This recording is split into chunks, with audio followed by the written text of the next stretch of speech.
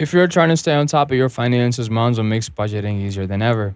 Everything is built right into the app so you can track your money without needing spreadsheets or third party apps.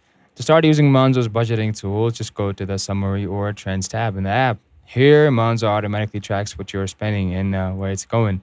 You'll see categories like groceries, eating out, transport, and more, so you can instantly spot where your money is being used. One of the most useful features is setting up spending budgets for each category. You can set a limit for things like dining out or shopping, and Monzo will let you know how much you have spent and how much is left for the month. If you're close to the limit, you'll get a gentle nudge to slow down before you overspend. You can also set an overall monthly budget to keep your total spending in check. Monzo will then give you a daily average to aim for, so you don't run out of cash halfway through the month. Another great feature is the ability to schedule regular payments like rent or subscriptions and see them clearly listed in your budget. That way, you're not caught off guard by automatic charges or bills you forgot about.